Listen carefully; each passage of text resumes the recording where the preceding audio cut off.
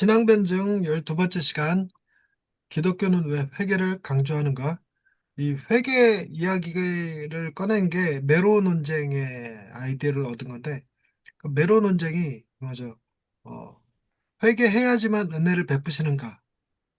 아니면 은혜를 은혜를 받아야지만 회개할 수 있는 것인가? 그렇죠. 그래서 그 문제 자체는 아마 그건 것 같아. 우리가 하나님의 구원과 은혜를 받는 데 있어서 반드시 회개가 선행되어야 하는가? 라는 질문에 네라고 대답했던 목사 후보생이 목사 안수를 못 받았어. 그것 때문에 그 노예가 속한 교단이 그 노예를 사고 노예로 규정했나? 그랬었어요. 그래갖고 촉발이 돼서 그 율법주의자, 율법 폐기주의자 이렇게 갈라져 갖고 대판 싸웠던 사건이 메로운 논쟁인데, 그 지금 물어보면 목사님들 대부분 대답이 은혜가 있어야지만 회개할 수 있습니다. 은혜가 먼저입니다. 이렇게 고백들은 하시거든요. 근데 과연 우리가 회계를 그렇게 다루고 있는가? 교인들이 어떻게 이해하고 있는가? 이 부분을 주로 다루려고 이렇게 이 챕터를 만들어 봤습니다. 보겠습니다. 신학기 목사님? 네. 누가복음 5장 32절 내가 의인을 부르러 온 것이 아니요 죄인을 불러 회개시키러 왔노라. 네, 이 말을 중요하게 봐야 될 두 개의 단어. 죄인을 불러. 이게 은혜죠, 은혜. 죄인을 부르시는 거. 은혜.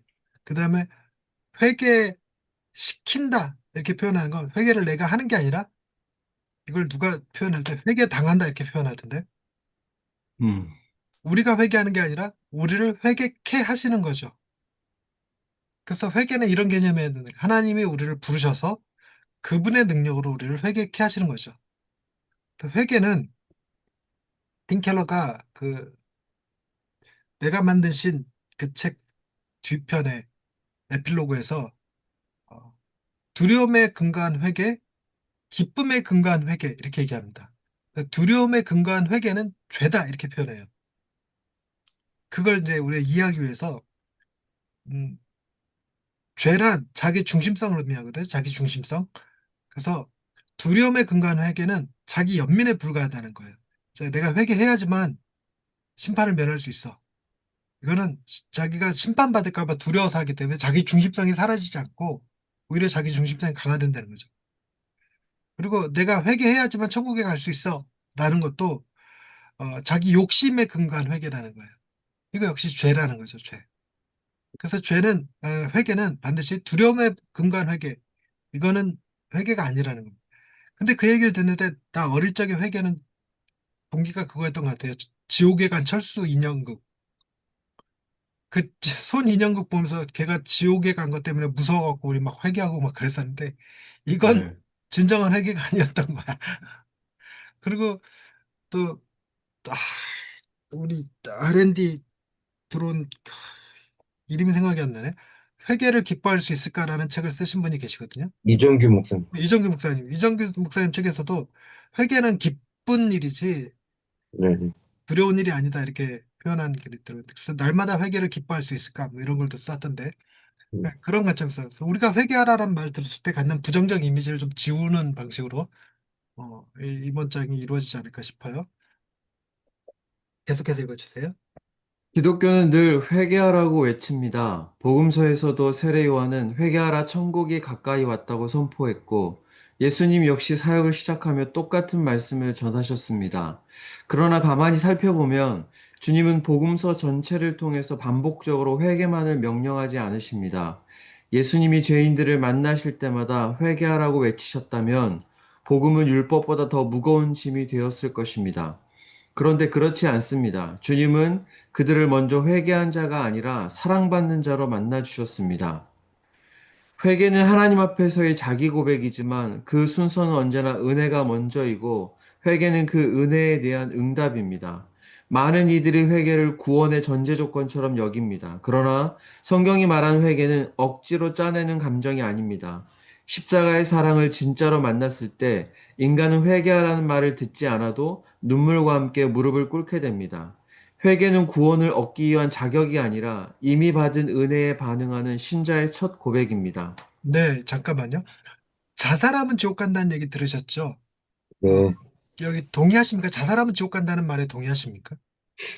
음, 예전엔 그냥 공식처럼 그냥 그냥 공식처럼 받아들이고 더 깊게 생각 안 했는데 이제는 동의하지는 않고요. 자살하면 지옥 갈 것 같은 느낌은 있죠, 우리, 여전히. 저도 그 느낌은 있는데, 그래서 자살, 자살 방지, 자살 예방, 그 무슨 자격증이 있는데, 그거에 저 목사님들은 안 받아줘요. 지금은 받아준다는데, 처음엔 안 받아줬어요. 음, 왜냐하면 목사님들은 자살하면 지옥 간다 소리를 하도 해대갖고, 네. 그걸 안 받아줬다고 그러더라고. 그리고 음, 자살하면 왜 지옥 가? 그랬더니, 회개하지 못해서, 이렇게 얘기하는 거예요. 회개할 시간이 없지 않냐? 자기 생명을 죽였는데, 생명을 했는데, 회개 안 했으니까 지옥 간다. 나는 그게 딱 그잖아. 회개해야지 천국 갈 수 있다. 이 말이랑 같은 거잖아. 그 회개가 구원의 전제 조건처럼 되는 거. 근데 자살의 논리가 회개가 구원의 전제 조건이라는 논리가 깔리면 그 논리 자체가 잘못된 것 아니냐. 그래서 신대원 때 친구랑 논쟁을 했었는데 한 친구가 계속 자살하면 지옥 간다는 게 성경에 있다고 우기더라고요. 아니, 성경에 없다. 그러더니 지가 막 찾는 거예요. 못 찾으니까 나중에 나한테 뭐라 그러냐면 야, 넌 네 교인들한테 다 자살하라 그래. 이러고 가버렸어. 열받으니까. 그래서 일단 기본 전제가 은혜가 먼저입니다. 회개는 구원의 전제 조건이 아니라 은혜 받은 자의 반응일 뿐이에요. 반응. 네. 이 은혜가 일으키는 반응에 대해서 좀 더 살펴보십시다. 신학교 목사님. 은혜는 언제나 반응을 이끌어냅니다. 가장 자연스러운 반응은 감사입니다. 내가 기대한 만큼의 은혜를 받았거나 기도한 대로 응답을 받았다면 우리는 감사하게 됩니다.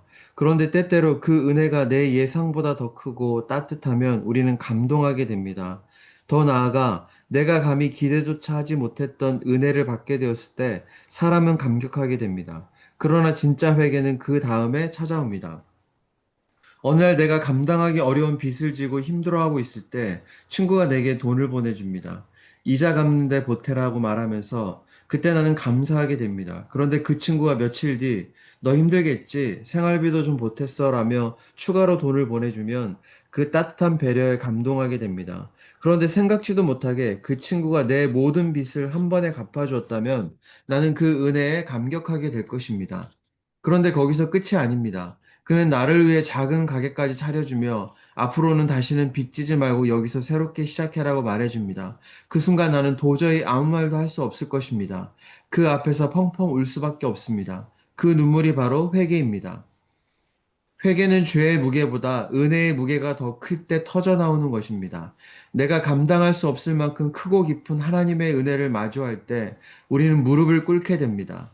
회개는 억지로 짜내는 감정이 아니라 은혜가 너무 커서 내 죄를 외면할 수 없는 자리에서 터져 나오는 고백입니다. 네, 그 어, 은혜에 대한 반응이 네 가지 반응이 있다. 이건 좀 그냥 애우셨으면 좋겠어요. 감사, 감동, 감동, 감격, 회개. 회개. 근데 우리가 보통 은혜를 교회에서 전할 땐 어느 수준에 항상 멈춰 있냐면 감사. 감사 수준에 멈춰 있어요. 그래서 교인들 하여금 어, 은혜 받았으면 감사한금 정도 하면 되는 것처럼 이렇게 사람들이 다 저 사람 참 은혜 받아서 좋겠다 이렇게 인정할 만한 정도. 근데 우리가 최소한 교인들을 은혜 받게 하려면 다른 사람들이 보고 인정할 수준의 은혜가 아니라 질투할 만한 수준의 은혜여야 해요. 그러니까 제가 무슨 자격이 있어서 쟤한테 저런 은혜가 주어진 게 가당키나 해? 뭐 이런 느낌의 은혜. 그런 은혜 정도는 돼야 될 것 같은데 우리는 그 수준을 못 하는 거라. 더 나아가서 은혜는 곧 회개를 이끌어낼 만큼의 수준이어야 되는데 그걸 잘 못한다는 거예요. 그런데 이제 요런 감사, 감격, 감동, 아니 감사, 감동, 감격, 회개를 얘기할 때 그 다른 포맷을 쓰는 분을 봤어요. 전 그게 굉장히 공감이 되는데, 감사, 감동, 감격은 어, 기본적으로 어떤 선물, 그러니까 개념이 강화돼요. 근데 이 회개는 포맷 자체가 심판과 구원의 그틀 안에서만 회개가 나온대요. 어, 네가 아플 때 병 고침 받아서 이걸로 회개하는 사람은 없어요. 네가 가난할 때 하나님이 부자가 되게 하셨어. 이걸로 회개하는 사람은 없다는 거죠. 근데 회개는 어디서 터져 나오냐면, 너는 하나님 앞에 심판받아 죽은 존재야. 근데 그런 너를 살리시고 예수 그리스도께서 대신 그 심판을 받아 돌아가셨어. 라고 하는 이 개념 안에 들어와야지만 비로소 회개가 가능해진다고 합니다. 또 우리가 전하는 은혜가 과연 이 패러다임이 이, 이 단순히 어떤 선물의 개념의 패러다임을 쓰고 있는 건지, 아니면 심판의 개념의 패러다임을 쓰고 있는 건지 한번 반성해 볼 필요가 있겠더라고요. 어. 교인들이 말하는 은혜는, 은혜 받기 위해서 교회 나오고 은혜 받기 위해서 집회 참석하고 할 때 그 은혜는 대개 이 선물의 개념에 국한된 은혜일 가능성이 굉장히 높다는 거죠. 그런 것에 집중된 게 긍정의 힘이고 우리나라에서는 기복신앙이고 이렇다는 겁니다. 그래서 우리는 그걸 뛰어넘는 개념의 회개의 개념까지 얘기하기 위해서는 은혜가 심판과 구원이라고 하는 패러다임 안에서 다뤄져야 되는 문제라는 거죠. 자, 그다음 이번 목사님 이어서 읽어주세요. 오늘날 회계라는 단어는 점점 낯설고 불편한 단어가 되어버렸습니다. 왜일까요? 우리는 실수라고는 말해도 죄라고 말하기 꺼립니다. 반성을 하지만 회개는 하지 않습니다. 왜냐하면 회개라는 말이 곧잘 자기 비난이나 수치심으로 오해되기 때문입니다. 회개하면 나는 나쁜 사람이다, 나는 무가치하다는 감정으로 빠지는 경우가 많습니다. 이것은 심리학적 자기 혐오이지 성경이 말하는 회개는 아닙니다. 기독교는 인간을 정죄하기 위하여 회개를 강조하지 않습니다. 오히려 그 반대입니다. 기독교는 하나님이 여전히 죄인을 사랑하신다는 것을 보여주기 위해 회개를 추대합니다. 회개는 하나님의 용서를 얻기 위한 조건이 아니라 이미 주어진 용서를 믿게 되었을 때 터져나오는 고백입니다. 네, 일단 여기서 회개에 대한 패러다임을 좀 바꾸는, 회개가 나는 죄인입니다를 말하는 개념이 아니라 나는 하나님의 놀라운 사랑을 받는 자입니다를 말하는 것이다 라는 개념이라는 사실. 계속 이어봅시다.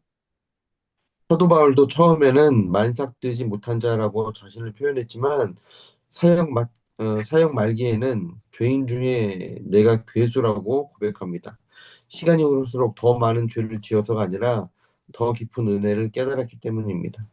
회개는 감정적으로 스스로를 때리는 것이 아닙니다. 마치 고운 가루, 재물처럼 부드럽고 정결한 마음이 필요하지만 그 마음조차 하나님께서 주시는 선물입니다. 구약의 속죄제처럼 하나님은 얼마나 정결한가 보다 얼마나 진실한가를 보십니다. 그렇다면 오늘날 우리가 드릴 회개의 제물은 무엇일까요? 죄를 이기려는 결의도 스스로를 채찍질하는 정죄도 아닙니다. 하나님은 나를 용서하셨다는 은혜를 믿고 다시 붙드는 그 마음입니다. 삭개오가 주님 앞에서 자발적으로 자신의 재산 절반을 나누겠다고 고백했던 것처럼 참된 회개는 두려움이 아니라 감격에서 시작됩니다. 그것은 사랑 앞에서 더 이상 죄를 숨길 수 없는 순간입니다. 네, 삭개오가 예수님을 만나갖고 이 재산의 절반을 나누겠다는 고백을 하잖아요. 근데 그 말씀이 유일하게 거기서 어, 삭개오의 이 회개 다음에 예수님이 이도 아브라함의 자손임이라 이렇게 선언하시는 장면이 나와요. 그래갖고 마치 구원이 이 회개를 전제로 한 것처럼 보여지는 본문이거든요. 근데 이 그 삭개오가 재산의 절반을 나누겠습니다라고 하기 전에 무슨 일이 있었느냐? 예수님은 죄인을 불러서 회개시키기 위하신 분이잖아요. 그 죄인을 부르시는 장면이 먼저 있었어요. 그 나무 아래서 고개를 들어 삭개오를 바라보시면서 삭개오 이름 부르고 삭개오야 내려와라 내가 오늘 밤 내 집에 유하여야 하겠다 이 말씀을 먼저 하시잖아요. 이게 아마 5절일 텐데 이 5절에 부르심 다음에 8절에 삭개오의 회개가 등장을 하거든요. 그러니까 회개보다 뭐가 선행돼야 되냐면 은혜가 먼저 선행되어야 되는 거죠. 근데 놀랍게도 이 주석가 중에 그런 주석을 본 적이 있는데 예수님이 이 십자가 달려 돌아가시기 전에 일어났던 마지막 에피소드가 이 삭개오 이야기래요. 이 이후로는 이런 에피소드가 없어요. 다 무슨 논쟁만 등장하지. 그러니까 예수님의 마지막 그 이적행위 같은 건데요. 기사행위, 이적 그 기사행위인데, 근데 그 장면이 보세요. 예수님이 삭개오가 있어야 되는 자리, 나무 위, 그 자리 밑에서 삭개오도로 내려오라고 그러잖아요. 그리고 예수님이 그 나무 위에는 당신이 올라가실 거였어요. 삭개오와 자리를 바꾸신다는 거죠. 음. 그리고 그 말, 네가 오늘 밤 내가 네 집에 유하여 하겠다라는 말이 예수님이 마지막에 강도에게 했던 말이랑 같은 말이라는 거예요. 아, 그래요. 네가 오늘 밤 나와 함께 낙원에 있으리라. 그래갖고 삭개오가 어, 간접적으로 뭘 경험하면 예수님의 십자가를 미리 봤다 이런 표현을 쓰더라고요. 오, 이게 느낌이 다르더라고 확실히. 그러니까 삭개오는 자기가 이 재산의 절반을 나눔으로써 어, 구원을 얻겠다 이런 개념이 아니라는 겁니다.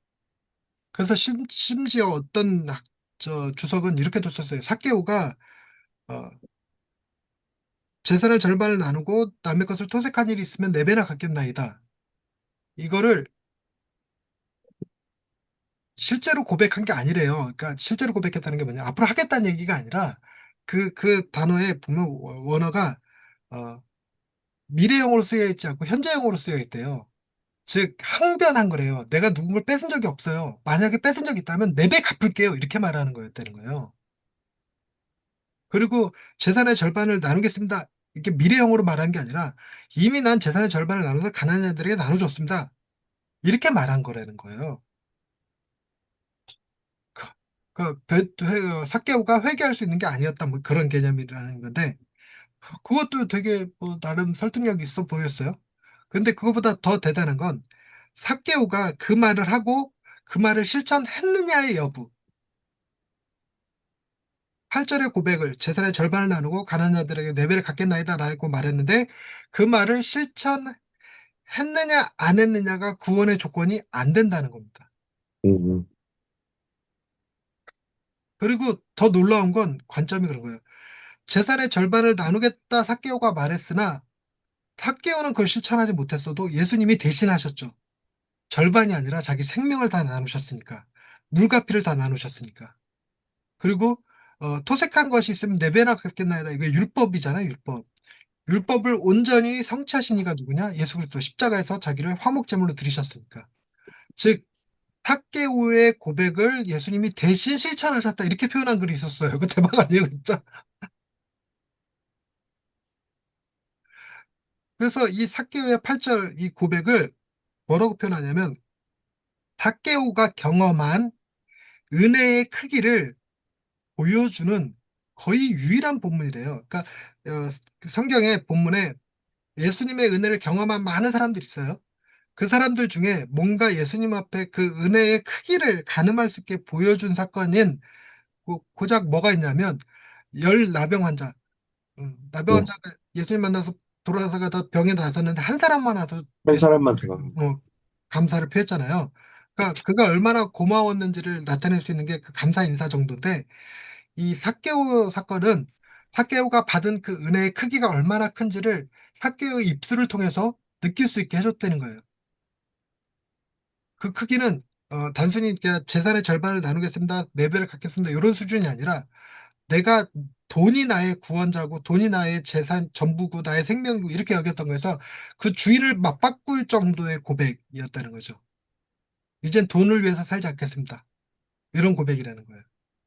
그래서 삭개오의 이 고백이 가지는 힘은 그걸 통해서 구원을 이룬다는 개념이 아니라 하나님의 은혜가 얼마나 큰지를 인간의 언어로 보여줄 수 있는 가장 큰 고백이라는 거죠. 음, 그리고 그거는 실천 여부가 중요하지 않다는 거예요. 그래서 우리는 자꾸만 교인들한테 은혜를 받았으면 서원하게 만들고 우리도 그 서원에 속아갖고 다들 이렇게 손 들고 목사 되겠다 그래갖고 다 목사 된 사람들 있잖아요. 근데 우리가 목사 그 서원대로 안 지켰어도 된다는 거예요. 그걸 다 주님이 다 이미 이루셨다는 거지. 근데 문제는 우리가 그 서원을 왜 하느냐? 그런 고백을 왜 하느냐? 내가 받은 은혜를 내 입술로 고백하는 행위. 내가 받은 은혜가 얼마나 큰지를 고백하는 행위. 나 주를 위해 죽겠습니다. 헌신하겠습니다. 순교하겠습니다. 이렇게 말 한마디 하는 게 그거대로 살겠다는 게 아니라 내가 받은 은혜를 얼마나 큰지를 표현할 수 있는 인간의 워딩이라는 거예요. 또 우리는 내가 주를 위해 살겠나이다. 이렇게 그 은혜를 경험하고 이렇게 고백했고 고백한 대로 또 우리는 역시 목사가 돼서 살고 있긴 하지만 그렇다고 정말 주를 위해서 사는 것 같진 않잖아, 우리도 사실. 주님을 이용해서 살고 있는 기분이지.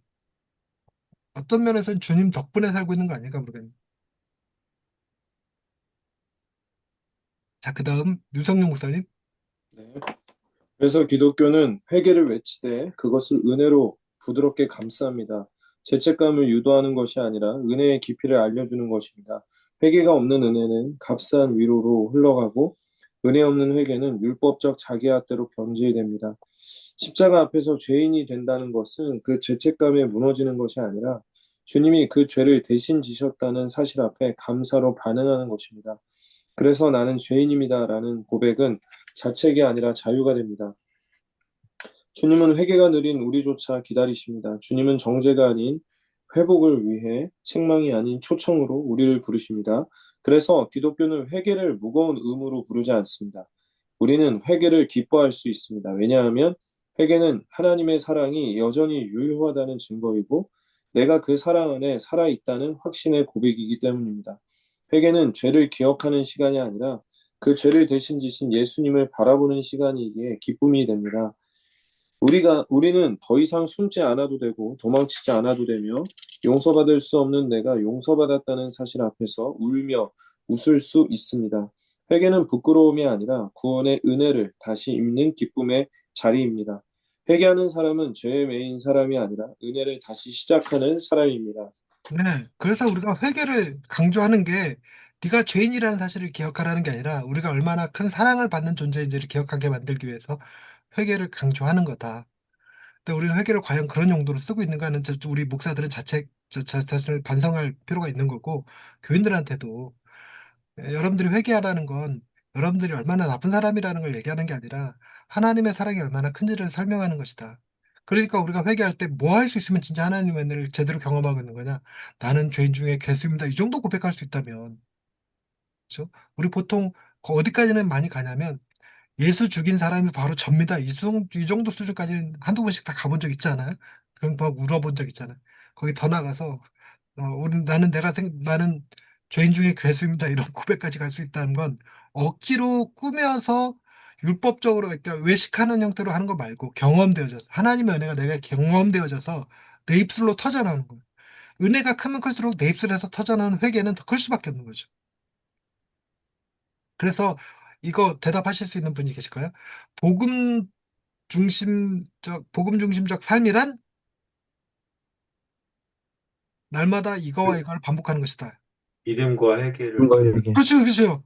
회개와의 믿음을, 이렇게 정확한 어딩, 회개와 믿음을 반복하는 것이다. 회개와 믿음을 반복하는 것이다. 한 번 더 체크해 볼까요? 회개는 이것과 이거를 회개하는 것이다. 다 외웠었는데 까먹었네. 가끔 좋잖아요. 이렇게 한 번씩 기억을 상기시켜 드리는 거지. 네. 위선과 행위를 위선과 회개하는 행위. 것이다. 네. 위선과 행위, 즉 내가 죄인이라는 개념에 내가 선을 행한 그 자체를 회개하는 거예요. 내가 하나님을 기쁘시게 할 수 있다고 생각했던 것들, 이런 것들을 회개하는 거죠. 믿음은 이것과 이거를 믿는 것이다. 킹이와 양자. 정답. 절반만 기억났습니다. 나는 복음 중인 삶에서 이게 메인 같아. 아, 네네. 복음 중인 삶이란 회개와 믿음을 반복하는 것이다. 회개는 진짜 위선과 행위를 회개하는 것이고 믿음은 칭의와 양자를 믿는 것이다. 이거. 그 다음 김영준 목사님.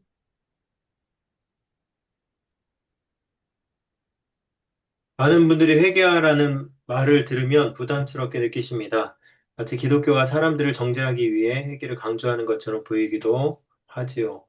그러나 성경이 말하는 회개는 자책이나 자기 혐오가 아닙니다. 오히려 하나님의 은혜를 경험했을 때 자연스럽게 터져 나오는 반응입니다. 예수님도 의인을 부르러 온 것이 아니라 죄인을 불러 회개시키러 왔다고 말씀하셨습니다. 여기서 회개는 구원을 얻기 위한 조건이라기보다 이미 우리를 사랑하신 하나님의 은혜에 대한 응답입니다. 우리가 조금 나아졌기 때문에 용서받는 것이 아니라 아직 죄인 되었을 때 십자가에서 대신 죽으신 주님의 사랑을 만날 때 사람은 저절로 무릎을 꿇게 되는 것입니다. 그래서 기독교가 회개를 강조하는 이유는 우리를 무겁게 하려는 것이 아니라 오히려 자유롭게 하려는 것입니다. 죄를 외면하지 않고 하나님 앞에 고백할 때 그 죄가 더 이상 나를 지배하지 못하고 용서와 회복의 은혜가 내 삶에 자리 잡게 됩니다. 회개는 나는 나쁜 사람이다 라는 선언이 아니라 나는 사랑받은 죄인이다 라는 고백입니다. 그래서 회개는 부끄러움이 아니라 기쁨의 자리이고 정죄가 아니라 회복의 시작입니다. 기독교는 바로 그 은혜의 기쁨을 알게 하기 위해 회개를 강조합니다. 네. 그래서 이 회개가 기쁨의 표현이라는 사실을 인식시켜 줄 수 있으면 충분히 된 것 같아요. 회개를 기뻐할 수 있다, 우리. 이렇게. 자, 왜 회개를 강조하는가? 회개에 대한 오해. 회개를 일단 기본적으로 구원받기 위한 조건으로 생각하는 건 잘못된 것이다. 자기 혐오가 되는 것도 잘못된 것이다. 성경적 회개는 정죄를 얘기하는 게 아니라 은혜에 대한 반응이다. 은혜를 얘기하는 것이다. 그래서 회개는 어, 언제나 은혜가 먼저다. 회개는 응답일 뿐이다. 십자가의 사랑을 만날 때 자연스럽게 눈물로 터져나오는 고백이 회개다. 회개는 죄의 무게보다 은혜의 무게가 더 클 때 일어나는 변화다. 자, 은혜의 네 가지 반응 좀 말해보실 수 있나요? 감사, 감동, 감격, 감동, 회개, 감격, 회개. 회개. 회개. 네. 자, 회개의 잘못된 모습과 바른 모습, 잘못된 회개, 죄책감에 빠져서 스스로 정죄하는 것, 자기 혐오에 머무는 것, 제일 심한 경우, 하나님이 나를 용서했을지 몰라도 나는 내가 용서가 안 돼. 음. 이건 겸손이 아니고 극도의 교만이라고 그러더라고요. 아, 바른 회개, 은혜가 너무 크기에 더 이상 죄를 숨길 수가 없어서 나오는 진실한 고백. 은혜가 너무 커서. 진짜 이 은혜를 받기에 나는 정말 큰 죄인입니다. 내가 선한 일을 했어. 그런데 내가 선한 일 했다고 국가에서 막 명예훈장 줘. 그럼 우린 저절로 고백이 터져나오지 않겠어요? 저희 그 정도 사람 아닙니다. 그런 사람 아닙니다. 이렇게. 하나님의 은혜가 그 정도 수준이라는 거죠. 자, 회개 없는 은혜는 값싼 위로가 됩니다. 그래서 은혜를 받았는데 회개가 터져나오지 않는다. 회개가 없다. 그럼 값싼 은혜예요. 그냥. 값싼 은혜. 감사, 감동, 감격 수준의 은혜죠. 그리고 은혜 없는 회개는 은혜가 없는데 은혜 받으려고 회개하는 건 율법적 학대가 되는 거죠. 예수님이 정말 처음에만 회개하라 천국에 가까운 데 이렇게 얘기했지 죄인들 만날 때마다 주장창 회개하라 회개하라 그랬으면 율- 기독교는 정말 무거운 멍해가 됐을 거라고 생각이 들어요. 회개 열매 사도 바울처럼 시간이 지날수록 죄를 더 많이 짓기 때문이 아니라 은혜를 더 깊이 깨닫게 됨으로써 회개하는 거다. 회개는 자기 비난이 아니라 나는 사랑받는 죄인이다라는 고백이다. 회개는 정죄가 아니라 회복과 기쁨의 시작이다. 자, 나눔 질문. 나는 회개를 정죄나 자기 비난으로 느꼈던 경험이 있습니까? 그때 어떤 마음이 들었나요? 은혜를 받은 후 회개하게 된 경험이 있나요? 이거 다 있겠죠. 이런 거 한 번씩 고백하는 거고. 하나님께 받은 가장 큰 은혜는 무엇이었나요? 하나님께 받은 가장 큰 은혜. 이거 얘기할 때 100% 선물 나오지 않을까 싶어. 병 나섰다, 부자 됐다, 애 대학 갔다, 뭐 이런 거 얘기하지 않을까 싶은데, 우리가 유도하는 건 있죠. 뭐가 가장 큰 은혜예요? 구원받 예수님을 구원하신 거. 십자가에 또 나를 대신해 죽어주신 거, 그 은혜를 경험했느냐 하는 그런 개념 정도가 되겠죠. 자, 여기까지 하겠습니다. 수고하셨습니다.